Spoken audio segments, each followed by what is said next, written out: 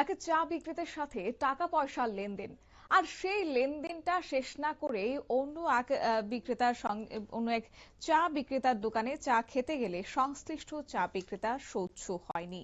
যিনি টাকা পয়সা দেওয়ার ছিলেন তিনি দাবি করেছিলেন সব টাকাই মিটিয়ে দেবেন, কিন্তু এরপরেও সংশ্লিষ্ট চা বিক্রেতা ওই ঋণগ্রস্ত ব্যক্তির উপর গরম জল ঢেলে মারাত্মকভাবে আহত করেছেন। এর ফলে বাপন দাস নামের ব্যক্তি বর্তমানে হাসপাতালে চিকিৎসাধীন। এবং এই প্রসঙ্গে যে খবর পাওয়া গেছে, তেলিয়ামুড়া থানার অন্তর্গত করইলং পেট্রোল পাম্প সংলগ্ন এলাকাতে জনৈক জীবন দাসের একটা চায়ের দোকান রয়েছে।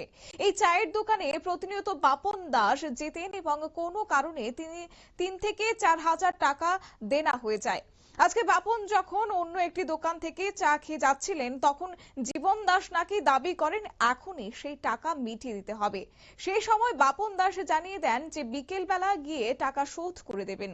এই কথা বলে বাপন যখন স্থান ত্যাগ করছিলেন, ঠিক তখনই পেছন দিক থেকে জীবন দাস আচমকায় বাপন দাসের গায়ে গরম জল ঢেলে দেয়, এমনই অভিযোগ উঠে আসছে। এবং এরপরে প্রত্যক্ষদর্শীরা আহত বাপন দাসের সাহায্যে এগিয়ে আসেন এবং ওনাকে কিছুক্ষণের মধ্যেই তিনি মহকুমা হাসপাতালে পাঠানোর ব্যবস্থা করা হয়। কি রয়েছে বিস্তারিত প্রসঙ্গ শুনুন। চা খাইছে জীবন দাসের দোকানের পাশে বুঝিয়ে ওই দোকানে চা খাইতে গেছে। তো চা খাইয়া যখন আইতেছে ওই সময় বলছে এক দোকানে খাইছে না ওই দোকানে গেছে, তখন বলতেছে আমি তোমার কাছে টাকা পাই। তো বাবন দাস কইছে যে টাকাটা আমি দিব, তোমার দোকান তো বদ্ধ থাকে এলাকা তোমার দিতে পারছি না, বলছে না খাম লাগবো।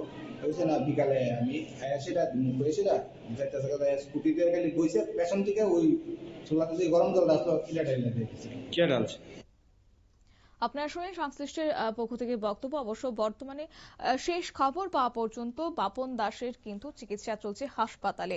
হাসপাতালের বেডে চিকিৎসারত অবস্থায় নিজের উপর হওয়ার ঘটনার বিবরণ দিয়েছেন, পাশাপাশি জানিয়েছেন এই বিষয় নিয়ে থানায় মামলা করবেন সংশ্লিষ্ট চার দোকানের মালিকের বিরুদ্ধে।